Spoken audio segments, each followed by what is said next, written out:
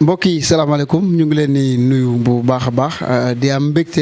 ànd ak yéen ànd ak madame le maire Coumba Diaw di leen jaajëfal bu baax a baax ñi nga xam ne ñoom lañ seq ak liggéey bi ci technique bi Baye ñu ngi koy nuyu bu baax a baax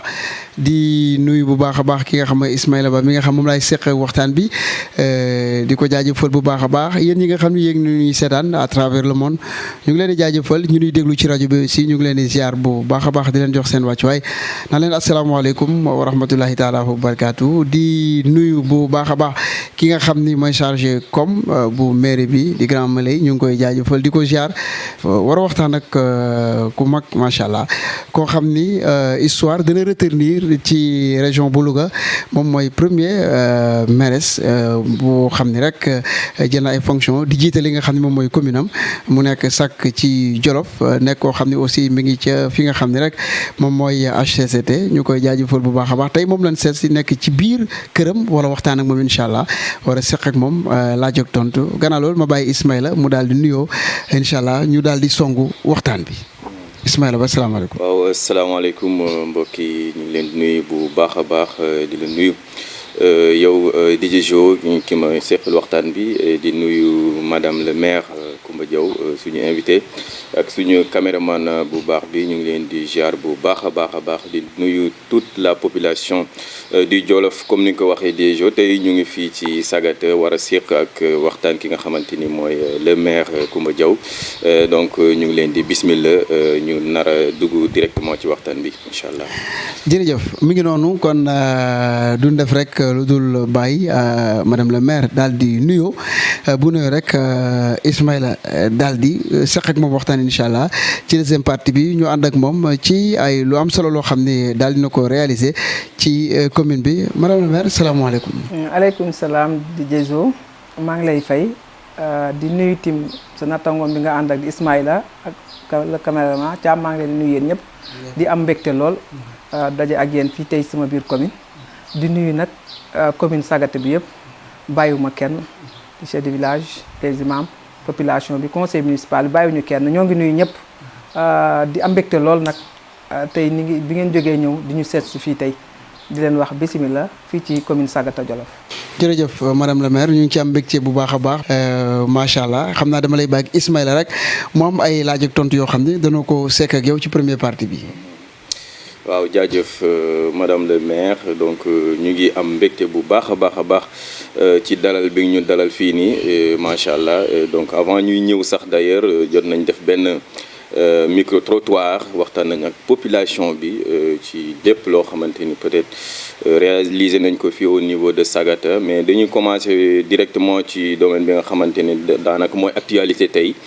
maanaam ci wàllu santé bi donc tey ñu bëggoon xam. En tant que comme ni ko DJ Jo waxee en tant que première mairesse pratiquement ci département bu kii daal région bi d'ailleurs donc ñu war a xam tey yan réalisation nga jot a def pratiquement au niveau de Sagata même bu mu génnee Sagata sax d'ailleurs au niveau de tout le Jolof. waaw jërëjëf Ismaïla li nga ma laaj dinaa am mbégte lool ak dal pour tontu la ci. ndax wax dëgg yàlla bala ñuy wax dara sax dañuy ñaanaat ci yàlla mbas mi nga xam ne duggoon na ci suñu réew àdduna bi yëpp mais lëmbee nag suñu réew trop yàlla na ko fi yàlla jëlee di wax tim vraiment porté woon nañu ko ànd ak le président de la république ànd ak ñi nga xam ne wax dëgg yàlla ñoo ne ci département bi yëpp pour xeex affaire bi pour mu jóge fi fii nag ci suñu commune wax dëgg yàlla def nañ fi ay jéego lu ñu wax bu def nañ lépp mais li nga xam ne rek mën nañ ko te wax dëgg yàlla suñu doole attan nañ ko def nañ ci lu ñu mën ak lu ñu mënut ba tey ñoo ngi tous du bois di ñaan ci yàlla nañ koy gën a dégg rek fii ci commune bi depuis lors amaguñ fi benn cas kon doy naa sante yàlla léegi nag ma lay waxal na la booba léegi nag depuis que le président joxe mot d'ordre pour que wax dëgg yàlla avant que ñuy yend ci wax les collectivités territoriales nañu jël mbir mi en main def ci seen loxo def ci lu ñu mën ñun tim boobu la ñu jóg taxaw ci def ci lu ñu mën li ñu jot a def nag mooy ku ne gis na ko depuis mu commencé rek ñun dañu wàcc ci terrain bi vraiment ànd ak doomu Sagata yi les étudiants ak yëpp def benn sensibilisation puisque mbir mi dafa nekk ku ne xam ne jàngoro bi dafa nekkoon loo xam ne li nit ñi daf leen bett te xamuñ ko te xamuñu woon lan la. il faut ñu sensibiliser leen ci wax leen que jàngoro bi nu mu tëddee wax leen ti wax dëgg yàlla yan matukaay leen war a jël ba nga xam ne yàlla musal ñu ci. loolu lañ njëkk a def ànd ko xale commune bi yëpp macha allah dem village par village ndax am nañu 43 villages yu nga xam ne vraiment ñoo moo polarisé commune Sagata wàcc si nañ ci côté bu ne dem waxtaan ak ñoom. bi ñu paree ci loolu tim dañu njëkk a dem wax dëgg yàlla xam ne mbas mi kat lii la laaj mooy que il faut que nga ànd ak loxo yu set nga ànd ak sell tuuti ñu dem ànd ak ñoom accompagner leen de jox leen ay gel jox leen ay masque jox leen li nga xam ne tey vraiment ay lépp lu nga xam ne rek yelloon nañ ko ci rek madaar eau de javel yëpp moom la njëkk a wàccee def ko ci commune bi yëpp ba mu daj ñu dooral nag waññeekuwaat xam ne tim affaire bi tim mu gën a jéggi day waar ndax demoon nañ fi ba mu am couvre-feu demoon nañ fi tim ba dara dematul dara dikkatul lépp lu nga xam ne tey jii rek jëmoon na ci loo koom-koom rek demoon na ba nga xam ne toog àggoon na suuf loolu tim ñu defoon ci suñu loxo. waaw après sax mbas mi sax suñu génnee tuuti ci contexte Covid 19 bi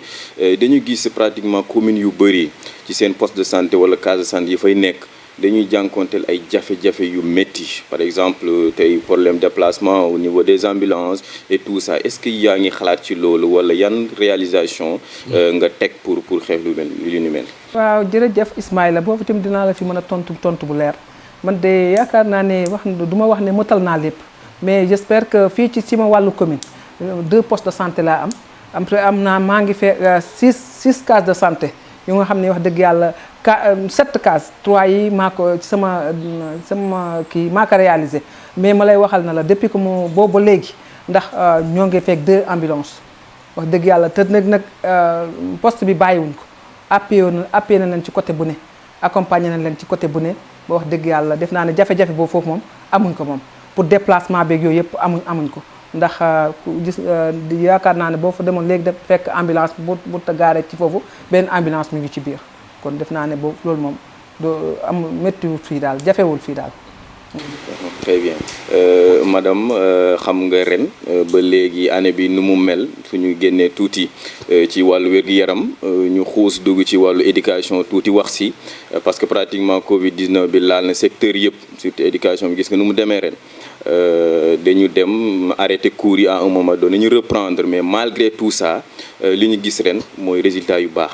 macha allah mën nañ ci glorifier wu surtout nag fii ci commune Sagata lu ñu seetlu mooy que ni au niveau des examens même su dul ren sax macha allah booy franchement résultats yi dañuy baax au niveau du CFE comme au niveau du BFM léegi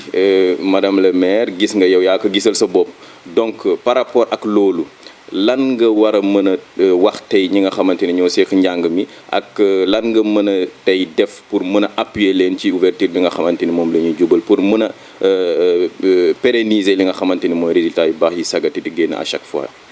jërëjëf Ismaïla loolu bala ma la ciy wax damay féliciter jàngalekat yi nga xam ne enseignants yi nga xam ne tey ñoo nekk fii tey ci commune Sagata wax dëgg yàlla def lu ñu mën ak lu ñu mënut. ba ku ne xam ne yaa ko wax léegi résultats yi nga xam ne rotoon nañ fi tim les années passées wax dëgg yàlla kon bala may def dara dama leen di jaajëfal wax dëgg yàlla delloo leen njukkal bu baax di leen ñaanal yàlla tim ndax seen taxawaay ak ni ñu taxawee vraiment jàpp nañ ci affaire bi ba nga xam ne dëgg yàlla mënoon naa demee neneen te demewu ko jàpp nañ ci xale yi encadré leen ak li Covid bi di métti taxuñu woon sax ñu bàyyi xale yi ñu ngi àndoon ak ñoom. kon loolu moom il faut ma beral leen loxo ci jàngalekatu enseignants yi Sagata ji nag ci bépp boor ci primaire ba ci secondaire dëgg yàlla ku ne yéen a ko gis département bi def naa umpale wu tey résultats yi génn fii Sagata bu loolu weeti ma leen rassuré waat rek parce que ñun que depuis que Covid bi commencé ba léegi ñun avant que bi ñuy ko démarré atee ubbi école yi dañu jëlaat suñu loxo ànd ak ñoom ci affaire bi ak dem ak ñoom ba mu jeex def naa ne lépp lu nga xam ne soxla nañ ko fa rek yaakaar naa ci école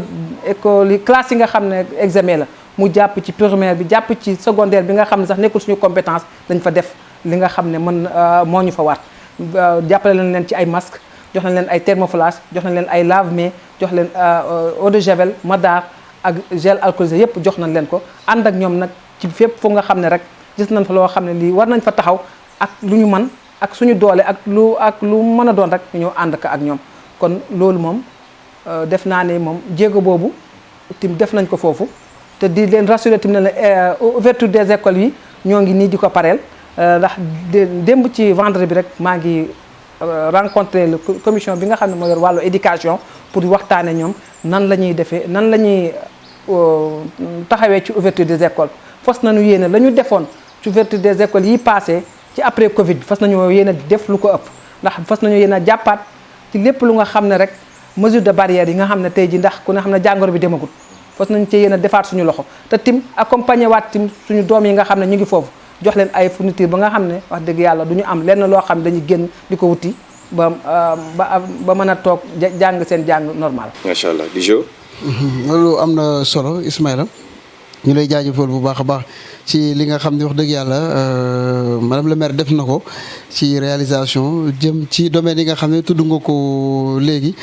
waaye li nga xam ne aussi dinañ ci ñëw d'abord moom mooy sa taxawaay ci penc mi nga xam ni moom mooy HCCT sa taxawaay foofu est-ce que mën nga ci dellu si parce que yéen a ngi def liggéey bu am solo ci réew mi. waaw jërëjëf Zo loolu tim soo ma ci waxee dinaa ci mën a dellu si bu baax a baax ndax ku ne xam ne HCCT mooy au conseil des collectivités territoriales mooy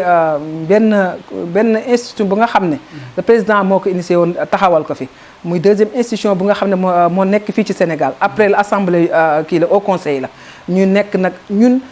suñu taxawaay ak suñu liggéey mooy que ñun ñoo nekk diggante ñun état bi ak les collectivités territoriales ndax collectivités territoriales gis ngeen li ngeen fi posé léegi di ko laaj léegi njàmbatu collectivité territoriale la dañuy am jafe-jafe trop ku ne xam ne dafa am collectivité territoriale xam ni vraiment amuñu dara amuñ benn recette amuñ benn ressource boo xam ne bi am nañu ko il faut que nag ñun ñooy porter lu bëri ci ñoom di ko yónnee di ko wax état bi pour mu mën a xam yan mesure lay jël ma lay wax ne rek kii bi li nga xam ne rek ñun porté woon nañu ko boo li may wax maa ngi koy wax te xam naa ne di ñu bëri dañ ko dégg samay nawle dañ ko dégg nawle collègue maire ak ñeneen boo xoolee tey ni nga xam ne état bi taxawee na ko tey ak nu mu accompagner les collectivités territoriales tey ak bu njëkk bokkul woon ndax lu bëri tey jii tey ñun jàngat nañ ko liggéey nañ ci tegal ko président bu yu bëri mu accompagner ndax boo gisee ñun dañoo demoon ba am sax problème mu fay salaire ndax ku xam nga commune bu amul dara yor ay personnel da nga am problème fay salaire yàlla tere tey nga mën a def investissement ci sa biir gox mais nag lu bëri tey boo xoolee ci fonds d'équipement yi moom la ñuy wax fonds de concours vraiment président def na ci jéego bu mag a mag ndax man ñun bi ñu fiy nekk avant 2014 àggutoon sax ay 9 millions àggutoon sax ay 10 millions tey am na commune ba gën a tuuti da nga tey lu mat 24 millions ba 30 millions boo demee tey ci li nga xam ne tey jii mooy li ñuy wax sel ñoom les collectivités territoriales xam nañu ko xamuñu ko woon sax mosuñu accompagner beneen bi mooy restourne ak patente commune bu mel ni Sagata nga xam ne amul patente amutoon restourne ndax amul lenn loo xam ne lii ay entreprise yu fi nekk ak yooyu xam nga yooyu ko ku ne xam ne amul patente mais tey jii loolu lépp tey ñi ngi jot suñu wàll ci li nga xam ne ci collectivités territoriales yi te lépp ñoo ko porté woon en tant que au conseil pour te jox ko président kon yaakaar naa ne ñun suñu taxawaay ci réew mi xañ na nag du loo xam ne dañuy dem assemblée di voter ay budget duñu dem assemblée di def ay plénière mais ñun loolu mooy suñu taxawaay te ñoo ngi ci def jéego yu baax a baax ndax commune yu bëri tey ji tey ñi ngi am lu ñuy def mais am na lu ko waral président tim am na vraiment changement bu mu indi ci collectivités territoriales yi te tim am na fu mu ko jëlee tim am na fu mu taxaw pour def ko ci waaw loolu am na solo bu ñu dellu si tuuti ci commune bu Sagata ñu ñëw ci wàllu li nga xam ne rek moom mooy économie wàllu financement booy xool fii am na jigéen yoo xam ne ñu ngi fi nekk ay jigéen jàmbaar ay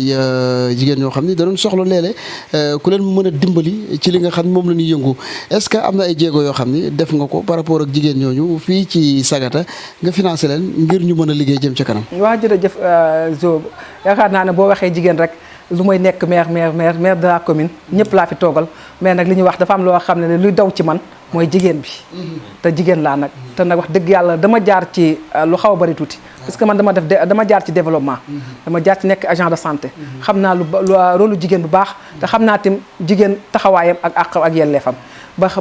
ma nga xam ne bu ma njëkkee toog li ma njëkk a wax mooy que ne dafa am loo xam ne jafe-jafe yu jigéen ñi dund loo xam ne ci laay njëkk a taxawal xeex ko mooy ndax coono bi jigéen doon jànkonteeg yàlla xalal fii Sagata dañu demoon ba 43 villages la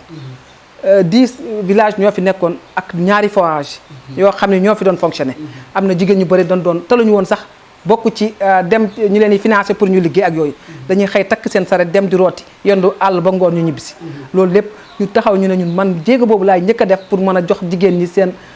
tuuti autonome ñu mën a dem mën a xam lan la ñuy def te def naa ne bu ñëwee ci réalisation yi da nga xam ne wax dëgg yàlla am benn village bu nga xam ne ci 43 villages yi tey ñaari village ñoo ma dese ci yoo xam ne yi tey addition doo demu fa ma wax nañu kon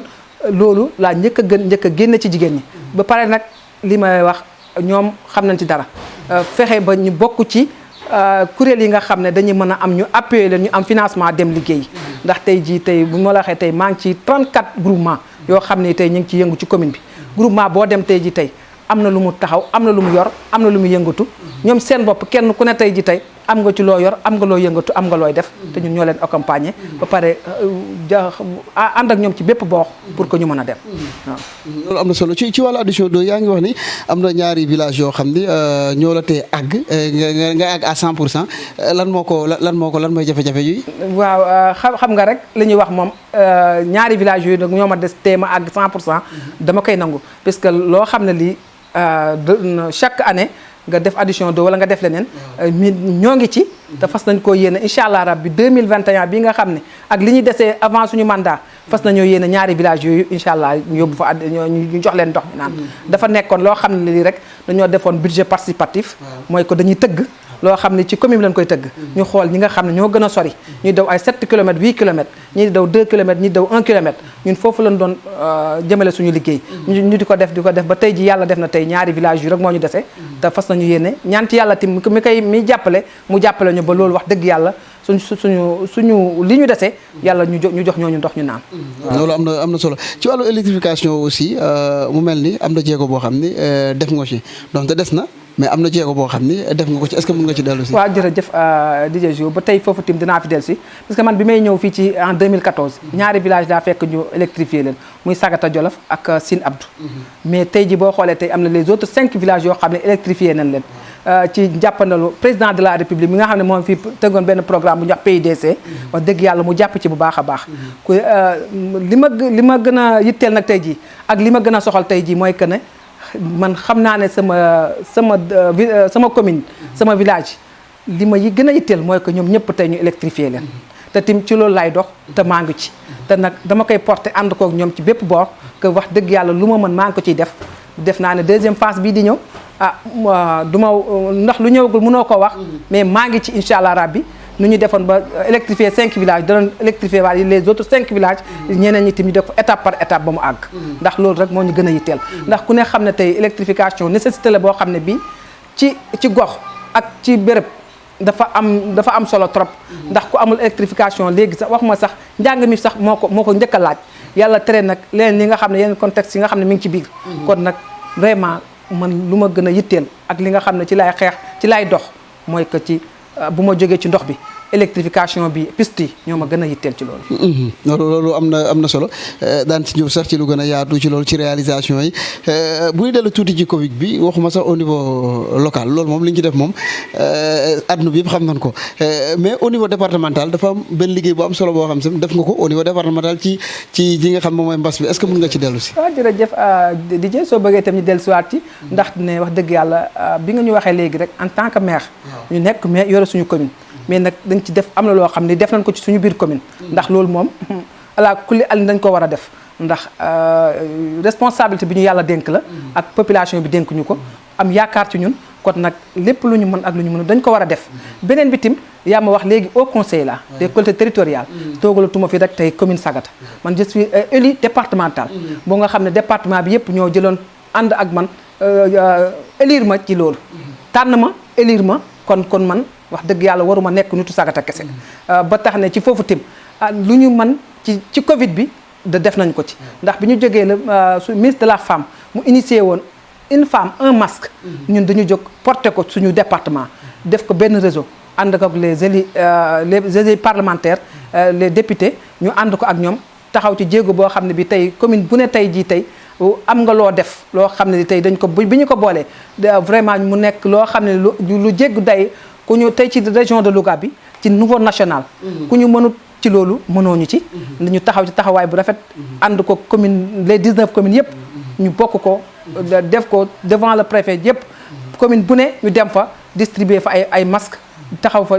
wax ak ñoom tim sensibiliser leen wax leen ci lu bari. moo tax ne dëgg suñu amoon lu ëpp loolu tim dañ koy def. parce que ñun nouveau département la nouveau national lañu. kon war nañu mën a ku ne war naa mën a gis suñu taxawaay. ak tim suñu jéego wala suñu jëf ci département bi. loolu am na solo balaa may joxaat Ismaïla mu ñëw ci leen loo xam naa ne nit mën na la ko posé wala ki mësu la ko posé muy question boo xam ni daf moo mos a nekk sama xel en tant que maire boo xoolee région bi ak département bi ñëpp ay góor lañu yow benn jigéen loolu lu mu lay def. waaw loolu de moom vraiment boo ma ko posé sax. chaque fois que dañ ma koy wax mais damay wax sax ne man est-ce que jar na ma ciy tontu. man damay wax. maire bu jigéen ak maire bu góor. lan moo leen différencier. li may wax lan moo leen différencier. man foofu laa xool sama bopp. foofu laa teg sama bopp. parce que man damay wax ne lan la lii moom xel la ak jëf. ak tim dem ci sa askan. moom mooy tax nga nekk maire. ndax da ngay jëf. lu la askan bi doyloo da ngay nekk nit bu nga xam ne ti wax dëgg yàlla jege nga sa population ñu mën la fal man foofu laa xool sama bopp dama wax ne man aw ma benn damay dem ci yenn réunion yi au niveau régional ñu nekk les 57 maires man donc maa fay nekk jigéen bu yor musóor mais aw ma ci benn dérangé wu ma aw ma ci xam nga lan la ma def daf may gën a taxaw damay gën a nekk nit bu nga xam ne wax dëgg yàlla man damay sama bopp dama wax ne man li ma teg sama kanam mooy ku ma mënut bu ma man loolu laay toujours ci loolu laay dox ci loolu laay def te tim may wax ne man gêné wu ma ci en jigéen laa wala góor laa déedéet surtout meex leneen may gêné ci jigéen entre jigéen a góor su ma toogee sama kër wala sama borom kër wala yeneen wala ci yeneen kii may kantaaka rek liggéeyal sa askan aw ma ci benn complexe aw ma ci tim benn loo xam ne li tim ragal naa cee dem déedéet aw ma ci loolu en tout cas dara dérangé wu ma ci te tim nag keroog bi may taxaw pour nekk maire man maa ko bëggaloon sama bopp maa taxaw tim na wax dëgg yàlla war naa mën a nekk maire rek dama ko taxaw postulé def ni ñëpp dem kon ma yaakaar na kooku boo ko xasee ba def waratoo am benn lu la war a déranger ci digg entre góor ak jigéen ci wàllu maire loolu moom dara déranger wu ma ci mais bu ñuy xool tey ci wàllu jàng bi bac beeg BFEM bi surtout ci bac bi 58% jigéen ñi ñoom ñoo réussir yaakaar nga ni ci kanam tuuti Sénégal jigéen du ko jiite die jour nag loolu moom nag il faut bu ko yaakaar day am ndax ne boo xoolee ci anam yi at yu ñu passé ku ne xooloon na tey njàngu jigéen nu mu meloon mais yaa ngi may wax léegi ne ma yow mu nekk jigéen ndax dérangé wu la ci mairie bi pour nga nekk yow rek jigéen ci ànd ak i góor may wax ne li boo gisee tey lii tey xoolal bu njëkk benn jigéen nga daan def ñaari jigéen nga doon jël ci classe ay góor kese léegi mais ñan ñoo ko porté ay jigéen ñoo ko porté de passage ma félicité ak remercier bu baax Escofi ndax def nañ liggéey bu mucc ay bu am solo ci département de Linguère ndax dama wax ne si nga département de Linguère ndax ku ne xam ne ñun fii dañu nekk zone sylvopastorale dañu nekk tim ay entre olof ak pël ak naar dañu nekk aada yu nga xam ne dañuy teel a maye suñu doomu sëy à l'âge de 8 ans 10 ans dañu maye suñu doomu sëy ba loolu mu xawoon na yàq lu bari ci njàngu jigéen ñi te tey boo ci sama maas gi tey lu bari dal leen ci seen njàng dañuy wax ne loolu moo leen ko yóbbee ndax ñun à l'âge de bu ñu waxee l'âge bu ñu demee mariage doo ko mën a gëm sax moo tax ne lu bari mu yàq ci ñun kon nag bu ñu gisee tey li ñu porté lii ba tey boo xoolee tey taux de réussite bi nga xam ne tey am na fi waaw te nag ak tim boo demee tim wax ma sax taux de réussite ba demal ci classe yi nga xool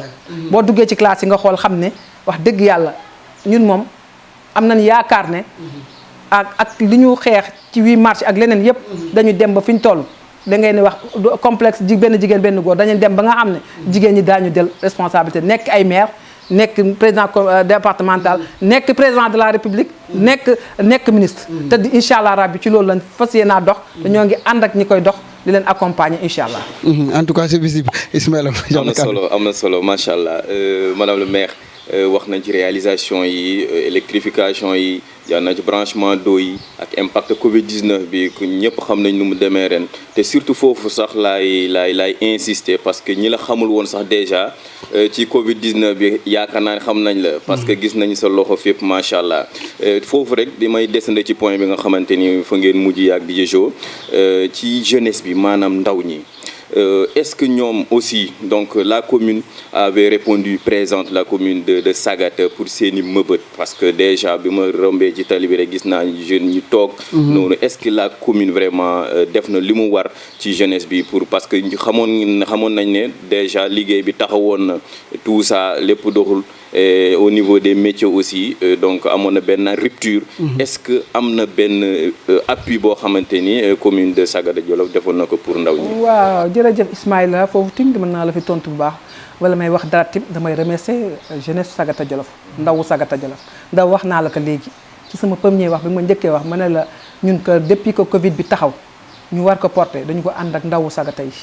ñoom ñu ànd ak ñun sensibiliser ànd ak ñun ci terrain bi di def sensibilisation yi di ànd ak ñun ci bépp boox ma lay wax tamit ne la wax dëgg yàlla ñun li ñuy wax sax xañ ne bu ngeen duñ ko mën a wax suñu bopp ndax am na loo xam ne li ñuy wax saabu du fóot boppam mais tey boo demee ci ndaw yi wala nga dem ci ñi nga xam ne ñu yoroon métier yi nga xam ne ñu keroog bu ñu commencé demee na dañuy def appui pour que jàppale ñi nga xam ne wax dëgg yàlla Covid bi dalee na laal ak population Sagata yëpp du ñu ciblé ñi nga xam ne wax dëgg yàlla dañoo yoroon métier wala ay ndaw yi nga xam ne dañ doon liggéey te liggéeyatuñu mooy mel ni chauffeur yi ak ñeneen di jox leen loo xam ne lii ñun ñoo ko génne suñu gafaka bopp jox jàppale leen bu ñu demee tim bi nga xam ne tim li état bi def dañoo génnewaat loo xam ni paaru jeunesse bi la ak borom métier yi chauffeur yi ak ñeneen ne leen ñoo leen ko jàppale kon def naa ne foofu moom ñoo ngi ci bay suñu waar léeg li ci des tim ñoo ngi def lu ñu mën que ku ne xam ne wax dëgg yàlla ndaw mooy yor réew ndaw mooy lépp te tim am na ñu nga xam ne ñi ngi jàng yor seen i diplôme ñi ngi toog di xaar lépp lu nga xam ne bunt bu ñu mën a gis boo xam ne bi dina jàppale suñu ndaw gox ñoo ngi ciy taxaw pour jàppale leen ba boo gisee def naa ci réalisation yi ñoo def nañu tout que ñu am benn ferme agricole boo xam ne bi bu 120 millions def na ko mu ngi ci entrée Sagata Jolof boo duggee da nga ko gis ba ñu commencé ko def naa ne am na ay ndaw yu fa nekk ay jigéen ñu fa nekk yoo xam ni tey daal nañ fa seen doole xoolal ci kii hivernage bi rek am na loo xam ni jot nañ ko faa récolter te loolu lépp dañ ko faa def créer loo xam ni pour que ndaw yi mën a am fu ñu mën a dem jàpp fa dara pour liggéey te ñoo ngi ko fas yéene élargir wut yeneen des autres partenaires ndax ku wax Sagata doo wax Sagata commune am dafa nekk commune du commune urbain commune rurale ay village la ëmb te li war a am Sagata fii dafa war a am ci les autres villages muy ci li bépp boor nag looloo tax mu métti ci ñun ndax loo def sa électrification ak leneen poste de santé case de santé ak leneen loo def fii ak lu mën a am da nga koy def ci les autres villages dafa seen nga kaa def ba tax na ñun tim ci loolu la ñuy daw bëgg nañu am yeneen autres partenaires yu ñu indil ay ferme ñu yóbbu ko ci les autres villages ñoom tim pour que ndaw yooyu am ci lu ñu jàpp am lu ñu def d'accord suñu waxee Jolof ñëpp au niveau du Sénégal suñu waxee Jolof rek xel yëpp dem ci wàllu càmm aussi élevage bi te gis nañ tey jafe-jafe bi nga xamante ni moo nekk au niveau de l'élevage li ñuy gis mooy transhumance pratiquement transhumance ni ñu ngi commencé sax màng déjà jur gi feebar na tout ça aussi au niveau des forêts tamit njaay bi xam nga nu mu demee est-ce que tey soo doon lancer message au niveau des éleveurs tey loo leen di wax est-ce que tey jotul ñu xalaat li nga xamante ni mooy modernisation de l'élevage tey d'accord waaw jërëjëf ci wàllu élevage moom boo ñu ci laajee dañu ci mën a wax trop ndax ne ñun dañu nekk zone sylvopastorale mu nga xam ne ñun xamul sax lu càmm ak bay la ñu xam ci la ñuy dund ci la ñuy xam ci lañ nekk ak suñu askan ñëpp tey foo dugg tey ci commune bi tey foofu loolu rek mooy seen yitte amuñ leneen te ku ñuy jàppale tim ku ñu jàppale ci càmm ak mbay rek jàppale nga ñu ci lépp ci affaire élevage bi gis nga ba ñu njëkkee jóg dañuy toog waxtaan ak suñuy éleveur xamal na leen que dafa am loo xam ne lii ñu dem di ko wuti feneen di ko yóbbu toog ci suñu localité jéem xool nan lañ koy doxalee moo gën ñoom ñu doon ñu jàmbat ay parc de vaccination ndax tey boo xoolee tey ci commune bi yëpp amul zone bu amul parc de vaccination yoo xam ne def nañ ko fa beneen bi tim ñu fexe tim amoon nañu benn vétérinaire mais amuñu woon fu mu nekk da doon nekk di ñëw gàddu saagam ñoo def nañ tout ba tabax fi un poste de vétérinaire boo nga xam ne coûté nañu presque 42 millions yoo xam ne ñoo ko tabaxal vétérinaire bi ñaareel bi tim wax naa ko ci biir wax addition ndox mi ñu élargi yóbbu ko ci yeneen village yi ba doon dàq transhumance yi nga xam ne ñu ngi dem ci àll bi ndax ñu bëri boo waxee mu ne ndox jegewu ma ñu bëri boo waxee mu ne problème mu ñax wala leneen ba tax ne tey amoon na dëkk bu nga xam ne tey moo gënoon a mën a transhumer fii ci suñu commune boo xam ne bi chaque année day dem mais tey ji boo fa demoon tey depuis daaw ak ren bi leen fa yotti ak ndox ak léegi ñoom ñi ngi resté di sàmm foofu seen jur di ànd ak ñoom ñoo ngi leen di jàppale tim ci li nga xam ne tey ku ne xam ne tey càmm day toll foo xam ne fi day métti mois de mai juin dafa métti métti goo xam ne gi du ñu am lu ñax mi day sori du ñu am lu ñu jox seen jur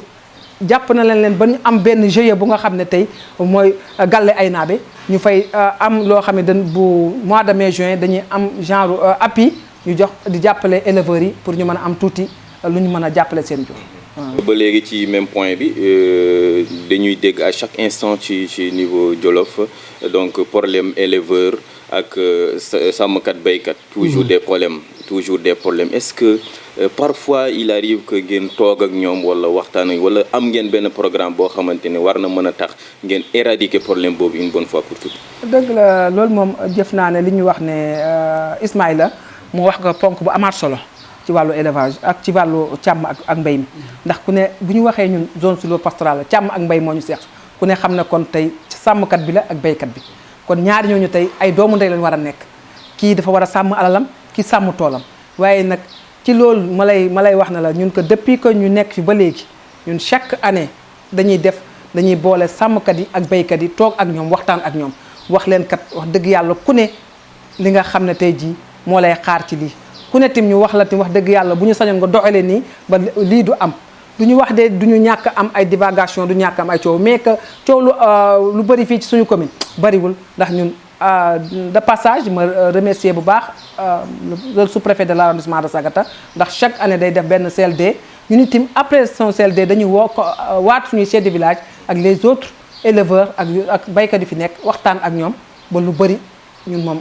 macha allah ñoo ngi teg suñu loxo on touche du bois que na wax dëgg yàlla coow bu métti boobu ak histoire yu métti yu amagul fii xanaa kay ñun kay suñu problème feneen lay doon yi nga xam ne rek lu fi nekk yoo xam ne gi mënaguñ ci dara moom loolu mooy suñu problème ci càmm yi ak lu ñu doon ci wàllu nu koy waxee te bëgguma ci dem sax ndax wax dëgg yàlla du kii boobu mais kantaak suñu biir moom problème bariwul ci waaw. macha allah réalisation yi wax nañ ko d'après micro trottoir bi ñu def aussi gis nañ témoignage yi nga xamante ne population mu ngi koy def ci yow donc est-ce que madame le maire déjà mu ngi xalaat ci réélection. Bien sûr puisque man moom damay wax ne damay delloo yàlla yëpp mais nag damay xalaat ci réélection parce que li tax ma koy xalaat man dama wax ne sañ naa yëkkatiwaat sama loxo te tim ñeme naa demaat ci askan bi ndax man dama nekk nit bu nga xam ne du ma dig kenn dara du ma wax kenn dara mais nag dama xam nañ bu baax ne wax dëgg yàlla man jafe-jafe bépp bu nga xam ne commune bi mi ngi ko am rek xam naa ko su ma taxawee su ma taxawul xam naa ko ba lépp lu ma ci deful nag wala lu ma defagul dama am mu amagul matukaay yi ak tim li nga xam ne bi lu ko war a def mais xam naa lan moo may xaar ci village bu ne xam naa tey ji village bu ne tey ji tey am na loo xam ne li tey war nañ ko faa mën a def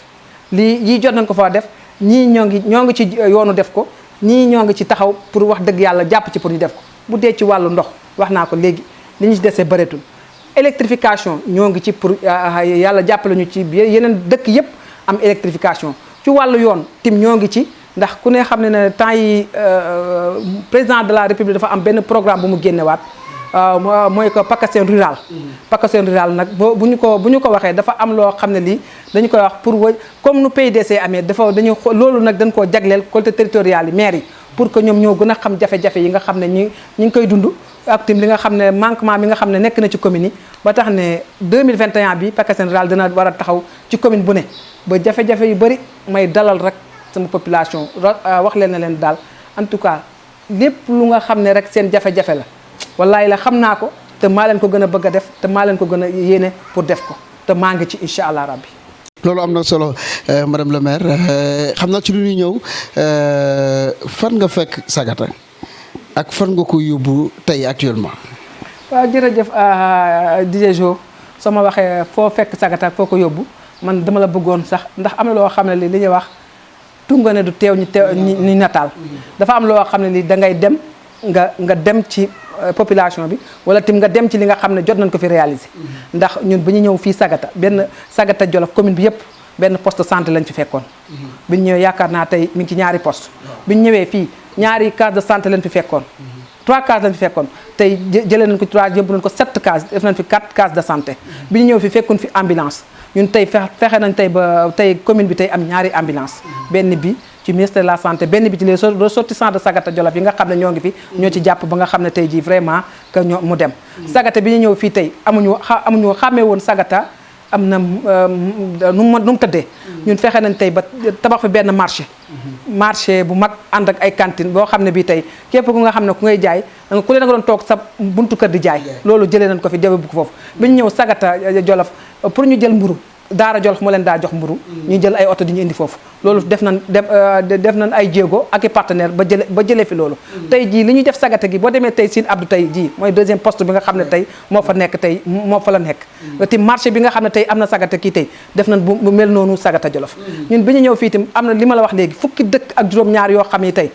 benn amuloon ndox dañ doon rootaani tey dëkk bu ne tey jii tey def nañ fi 44 kilomètres addition d'eau yoo xam ne village par village lañu ko def ba nga xam ne tey ñu bëri tey ñu ngi dem ci ndox mi wax naa la ko léegi ñaari dëkk la fi électrifié woon tey di ñu ngi ci 7 village yoo xam ne am na électrification te ñoo ngi yaakaar la leen ñaari forage lañ ci fekkoon tey yóbbu ñoo nga indiwaat fexe nañu ba ñu am 3 forages yoo xam ne ci ñu la bokk bi ñu poste vétérinaire élevage amuñu woon fii dañ doon gàddu saak tey fexe nañ ba construire poste village ferme agricole bi mu lay wax pour ndaw yi nga xam ne tey ji tey amuñu woon lu ñu def tey fexe nañ ba indi fi benn ferme boo xam ne bi bu 120 millions forage ngi ci biir lépp a ngi ci biir xale yaa ngi fa commencé di liggéey kon def naa ne duñu wax ne matale nañ lépp matale ñu lépp mais ku xooloon Sagata démb xool ko tey wax dëgg yàlla xam ne na am na jéego bu baax te fas na ne yéene tim jéego bi nga xam ne wax dëgg yàlla def nañ ko mu gën a yaatu ba village bu ne ndax ñun moom amuñu fay waa Sagata Jolof commune Sagata amuñ seen fay ndax nit bu amee yaakaar am xalaat teg la ci kanamam war ngaa xam ne yow tim xalaat boobu mu am ak yaakaar boobu mu am loo ci man war nga ko cee mën a taxaw te tim nag fa suma yéene recevoir waa Sagata may wax na nguuru yàlla moo ko yor fu mu ko yemale foofa la waaye maa ngi wax ne man chaque fois que dama koy wax sama conseil municipal yi dama koy wax sama population man xam nga lan mooy sama problème mooy koy yàlla bu ma yàlla nattoo ko du ma mën a jàkkaarloog waa Sagata suba ndax bu yemoon fii tim tey suba dinaa mën a dinaa mën a daagu tey biir Sagata dinaa mën a tey jàkkaarloog képp kuy doomu waa Sagata ndax du ma am ak ñoom ci xaar ma yàlla ci benn côté te tim ku ne xam ne lan laa mun ak lan laa munul ak lan laa def ak lan laa deful kon dijee Sagata ku ne xam ne dëgg yàlla yéene bu ma ci am ak wax dëgg yàlla yaakaar bu ma am ci ñoom ak tim fas yéene leen a jàppale ci côté bu ne mënu ma ko wax doomu aadama dama koy bàyyi yàlla loolu am na solo ci loolu ci réalisation mu mel ni am na ñoo àndal ba tey mën a réaliser lii sa diggante ak équipe municipale bi nu mu demee ak ñu lay jàppalee ci liggéey bi. waaw jërëjëf foofu moom dama bëggoon xaaru para sax wax dëgg yàlla delloo leen cant ak ngërëm. damay wax ne damay sant sama conseil municipal. bala maa sant sama conseil municipal damay sant population bi ndax buñ population bi teguñu woon fii du ñu nekk conseil bay nekk maire. population bi nag ñoo njëkk am yaakaar ci ñun def ñu voteel ñu gagné bi ñu votelee ñu gagné ñu door a nekk conseiller. ak les autres conseils municipaux ñu watelaat ñu gagné ñu nekk maire kon population bi la ñu delloo njukkal ba pare tim delloo njukkal tim sama conseil municipal ak képp ku nga xam ne nag samay collaborateur la ñu nga xam ne nag sama équipe sama staff ñoo xam ne wax dëgg yàlla ñoo ma accompagner ñoo may jàppale ci côté bu ne ñoo ma tim bàyyiwul ma benn yoon ndax mun naa faay nit doomu aadama rek laa mun naa fàtte mun naa juum mun naa tim bañ a xam mais chaque fois que loo xam ne lii war naa ko def wala war naa fa dem wala war naa fa taxawee rek su ma ko deful ñoom dinañ ko def wala ñoom ñu rappelé ma ko wala ñu conseillé ma ko conseil municipal bi ñoom mention spéciale ndax na chaque fois que lépp lu ñuy doxal rek bala ñuy dem fenn dañ koy waxtaane sax ba pare ndax wax naa la ko léegi du ñu amoon benn stratégie bu ñu tegoon mooy que du ñu ñëm rek conseil municipal ku ne jóg na nangam déedéet dañu defoon budget participatif ne su ma ko waxee dana am ñu ko xam ak ñu leerut budget participatif mooy dafa am loo xam ne ni da nga koy dem da nga koy def ci niveau local bi ci commune bi mais da nga koy wàcce ci village def ay cadre de concertation villageois dëkk bu ne am benn cadre de concertation nga xam ne dañuy toog tëgg soxla yi naka dëkk bi war naa mën a am lii dëkk bi war naa mën a am lii ñoo ñëpp ñu boole nag loolu ñu tëgg ñu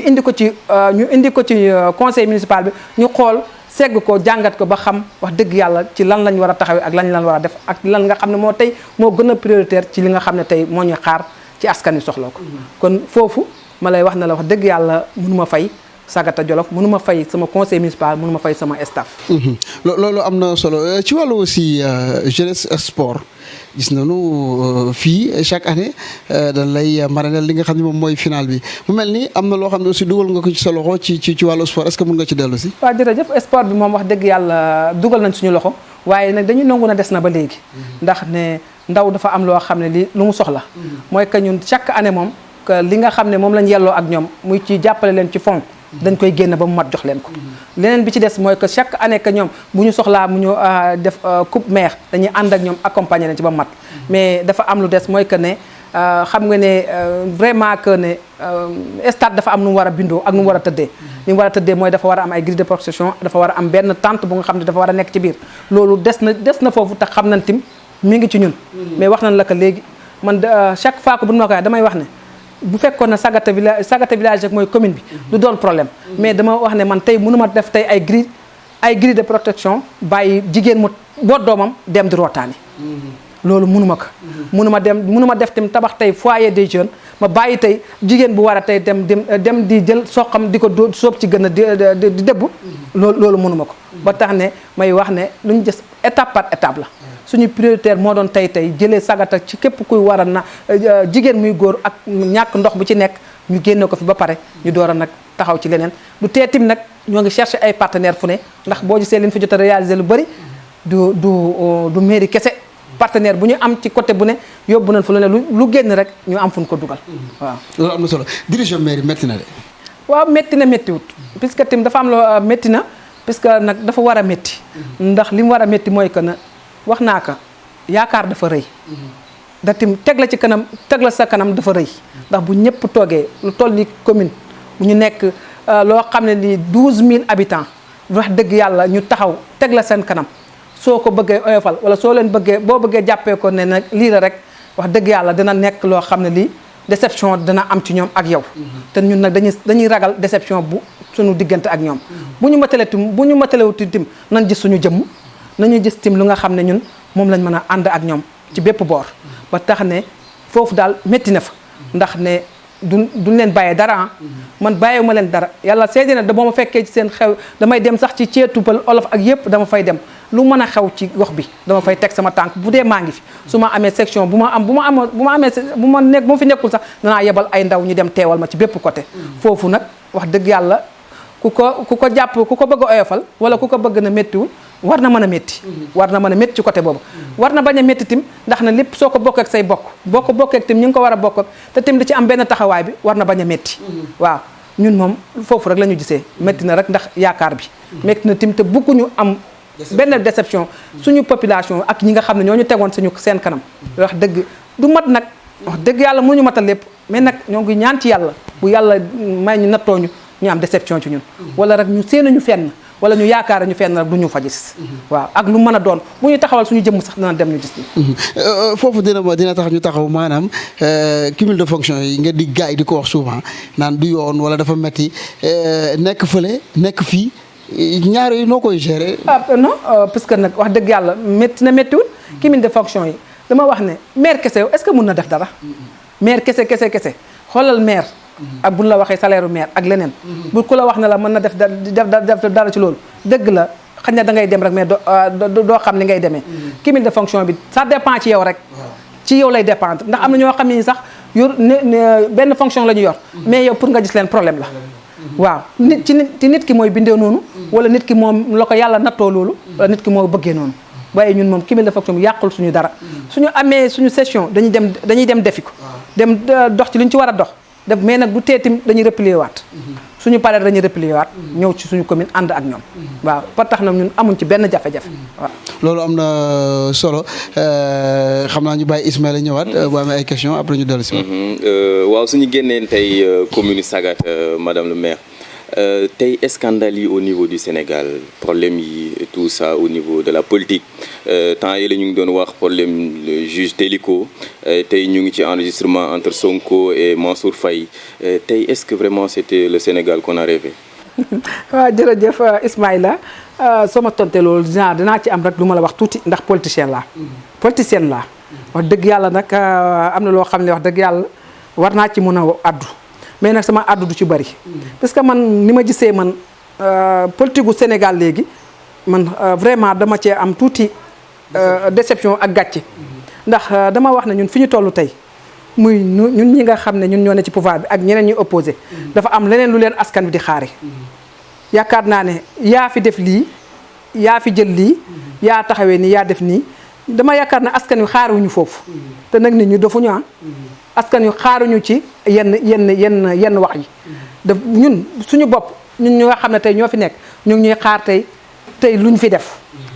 dama yaakaaroon na tamit opposition bi kenn ñeneen ak ñeneen dañu war a tegal nit ñi programme ndax nit ñi am yaakaar ci ñoom ëllëg mais bu fekkee ne taxaw rek yaa sàcc lii wala yaa def lii yaa taxawee nii man moom vraiment affaire bi moom foofu man xamatuma fi dara ci lu may wax loolu rek gëm naa li ma gëm président de la république laa gëm naa ñi ma ànd ak ci nouveau département bi le ministre de l'intérieur Aly Ngouille Ndiaye laa gëm du ma ko nëbb fenn ak sama commune ak tim xalaat ne man moom am na lu may xaar programme am mi ngi may xaar bu ma war a def après lii am naa beneen programme bu ma def te fas naa yéene tamit war a def bilan ndax war naa defal sama askan bilan ne leen kat maa fi def lii defaguma ko léegi may xaar man ci loolu laay dox leneen li ci des moom dama yaakaar ne moom kenn ku ne na nga xool noo tojee noo koy jàngate parce que nag sénégalais yi dafu ñaa réseau yeeg wax jeeg yëpp dañuy sonal nit ñi rek mais problème bi réellement mooy que ñu dem liggéey waaw ñu xool fan lañ war a jàppale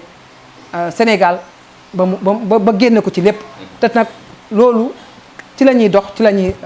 mëne ak ñu koy ànd di ko dox. Madame Coumba Diaw, première maire de la région. Madame Coumba Diaw, premier président de la République, possibilité? waaw Amine yàlla moom waxul kenn dara moom ñun moom dañuy wax rek lu ñëw rek dañuy xam ne loolu la yàlla dogal mais nag dàquñ dara fi ñu toll nii dàquñu dara ñun moom dañoo taxaw porté rek ne lépp luy doxal suñu réew suñu gox ñoo ngi ci biir. lépp ku nga loo xam ne ni suñu ko defee rek suñu réew dina jëm kanam wala suñu gox bi ñu nekk dina dem kanam ñoo ngi ci biir waaw li ñu waxoon li ñu taxawoon ba nekk maire ba jéego boobu ñu defoon ak tim te sër boobu ñu takkoon suñu ndigg ba léegi tekkiwuñ ko dañ koy gën a day gën a dëgër loo ci xalaat rek ak lu yàlla indi tim dañ koy nangu. incha allah loolu am na solo sa diggante ak monsieur le ministre de l'intérieur Aly Ngouille Ndiaye yaa ngi ko wax léegi. yaa ngi ànd ak moom di liggéey. sa diggante ak moom est-ce que mun nga ci dellu si. waaw jërëjëf man sama diggante ak Aly Ngouille Ndiaye yaakaar naa mën naa ci dellu si mën naa ci dellu si. waaw parce que man ku ne xam ne man sama jéeguy njëkk man ki ma defal baax ci politique mooy Djibo Leyti Ka. Djibo Ka moo ma dalal baax. moo ma jàngal moo ma jàngal. moo ma tim wax nan la ak naka la. ba bi Djibo Ka yàlla mu demee ba 2013. après les élections présidentielles bi nga xam ne Macky porté na ko. ci le ministre de l'intérieur ñëwal boppam talal ma loxo na ma kat damaa bëggoon ñu ànd. fii ci Jolof ànd ci Nouveau Sénégal ñu ànd liggéey. man tim ma jàngat ko xool ko. ak xam ne kat man war naa mun a ànd ak moom ndax xam naa ne gis naa taxawaayam gis naa tim wax dëgg yàlla lu muy liggéey gis naa tim lu muy def man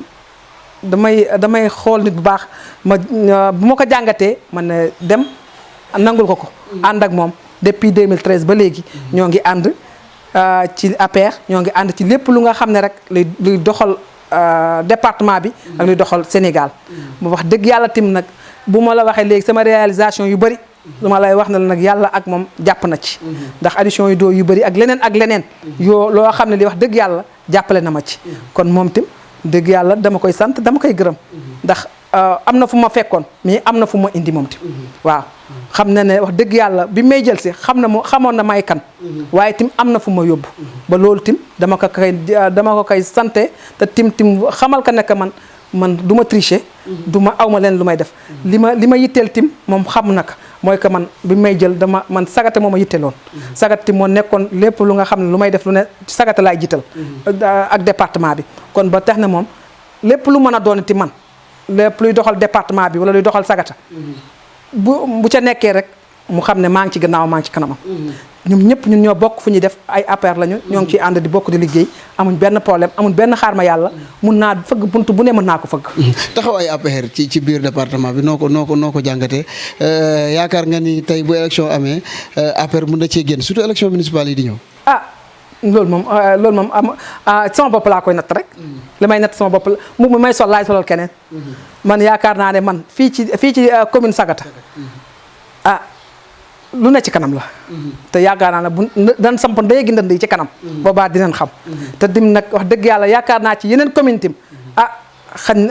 wax dëgg yàlla seen taxawaay ak seen liggéey war nañ mën a xam ne wax dëgg yàlla APR fii moom ci département de Linguère amuñ fi tiitukaay. amuñ fi tim ku ñu loo xam ne lii war naa mën a déranger kenn waaw. mais maire yi seen mandat waroon na jeex bu yàgg mais boobu léegi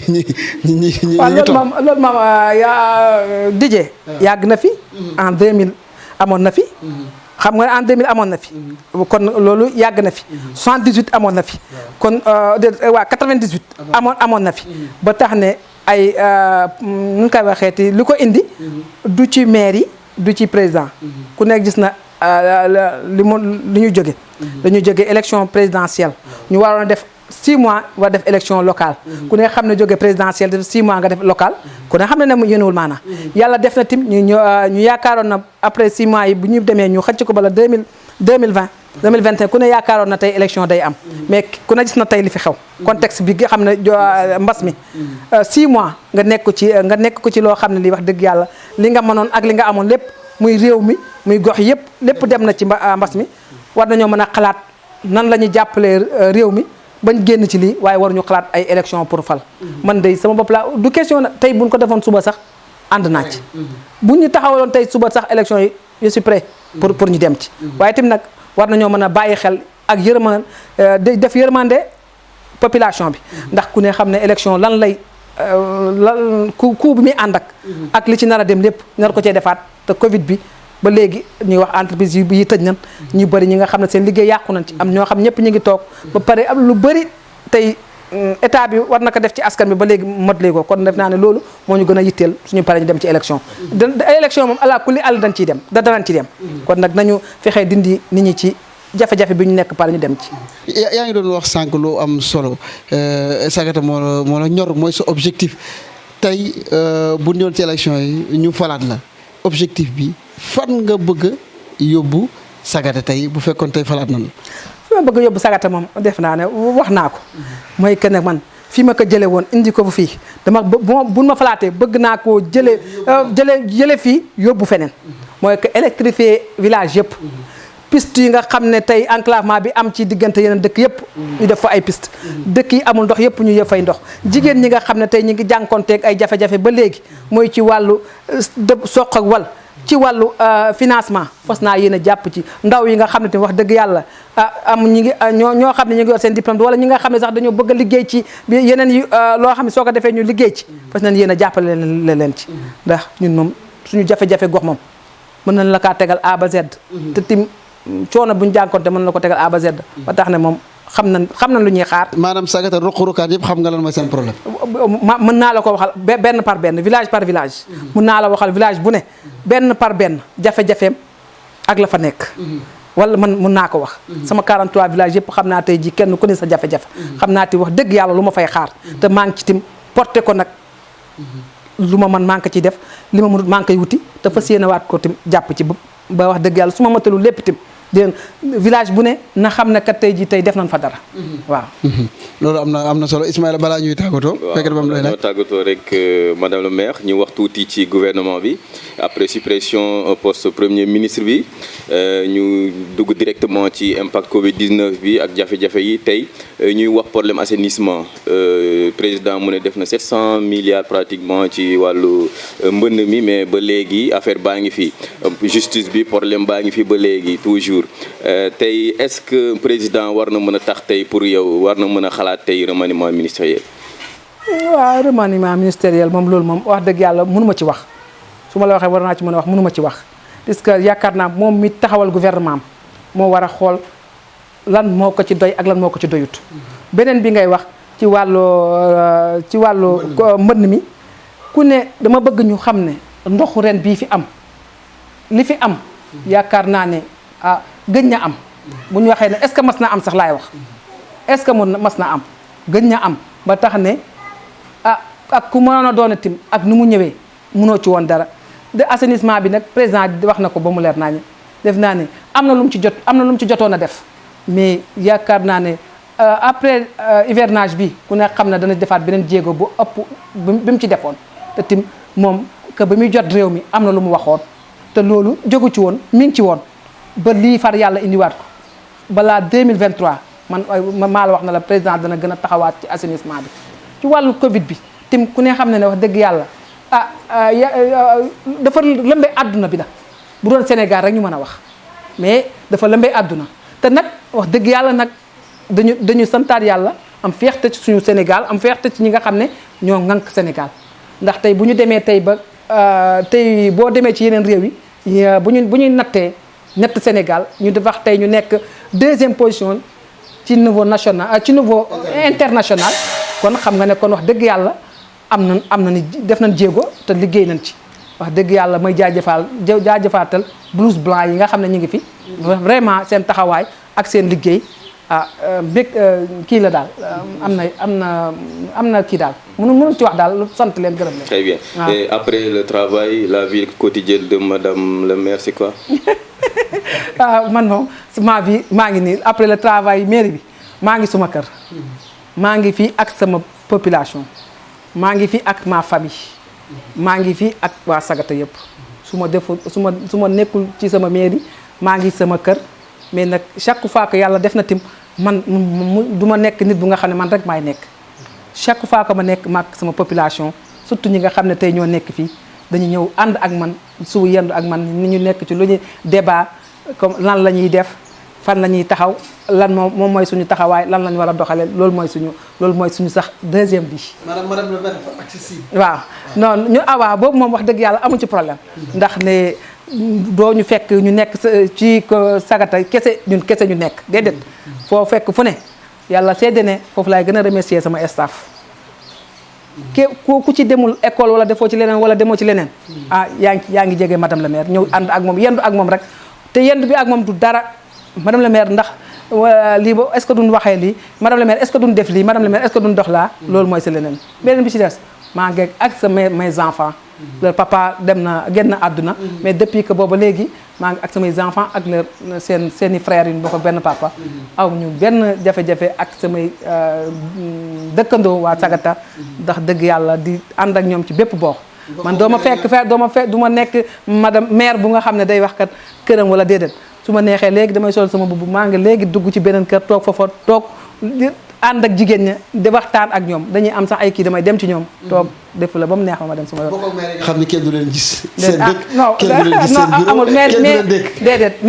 maire yëpp a ngi ñëw maire yëpp a ngi ñëw non maire yëpp a ngi ñëw mais nag en tout cas daal moom macha allah ku ñun moom yàlla def na moom wax dëgg yàlla ak population bi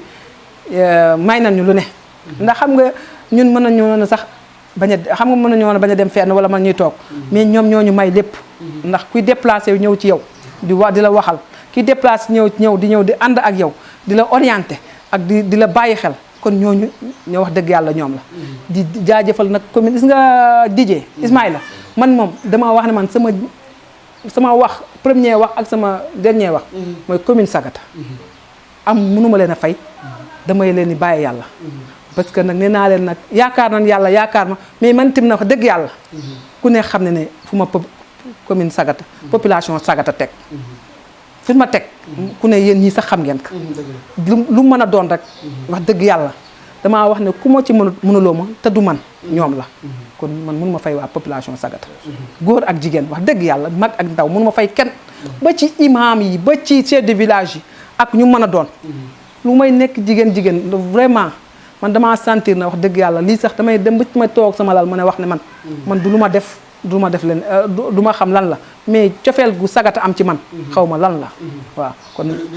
waaw kon nag sant leen bu baax képp ku yeewoo ci commune bi sama ñeent fukk dëkk yi ak ñett wax dëgg yàlla delloo naa leen cant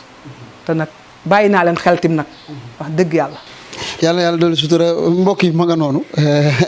ñu ngi leen di jaajëfal bu baax a baax mu doon waxtaan boo xam ni dañ ko seqoon ak madame le maire Coumba Diaw. di sant bu baax sama chargé de communication. waaw di ko sant puisque tey jii moom dong moo fi nekk ak man. wax naa leen staff bi yëpp nag. gis ngeen am ngeen fi ngeen jaar ci micro wax naa leen sama conseil municipal wax naa leen ñëpp. mais tim ki nga xam ne wax dëgg yàlla sa chargé de communication. ak sa staff yëpp koo xam ne ki chaque fois que gis ngeen yéen a ngi dem ci réseau yi yéen a ngi gis li fi xew du mën a ñoom la waaw ñoom ñooy def yëpp kon gis nga ko léegi bi ngeen ñëwee dafa ñëw bàyyi li mu doon def lépp war na dem sax daara mais dafa bàyyi li mu doon def ñëw accompagner ñu pour rek liggéey bi jaar yoon. communication lu am solo la Malay ñu ngi koy nuyu bu baax a baax di ko sant ci liggéey bu am solo bi nga xam ni nga koy def ci wàllu communication comme ni ma ko waxee rek ci commencement bi muy premier maire ci région bu Louga mu nekk exemple par rapport ak jigéen ñi nga xam tey ci wàllu réussite ci jàng 58% ci Sénégal kon exemple mi ngi nii yéen jigéen ñi ngeen war a ci xool bu baax a baax roy ko bu baax a baax parce que comme ni mu ko waxee rek. dàqul sax jigéen nekk président Sénégal au futur loolu nag ñu ngi koy bàyyi xel bu baax a baax a baax di jaajëfal bu baax a baax ñi nga xam ne ñu ngi doon bàyyi xel à travers réseaux sociaux yi YouTube Facebook di jaajëfal bu baax a baax ñi ñuy déglu ci rajo bi ñu ngi leen di gërëm bu baax di leen sant di jaajëfal bu baax a baax équipe bi nga xam ni ñoom laa déplacé woon ànd ak ñoom ci liggéey bi muy Ismaïla Ba ak ki nga xam ni moo doon cadré di Baye ñu ngi koy jaajëfal bu baax a baax ci lëkkaloo bi nga xam Daara FM UD TV ñu ngi koy lëkkaloo ci liggéey bu am solo di jaajëfal bu baax a Grand Malay comme ni ma ko waxee rek yi nga xam ni ñoo bokk luy liggéey ci wàllu communication di ko sant bu baax a baax di leen sant di leen jox dig daje beneen incha allah ak beneen maire jërëjëf mbokk yi.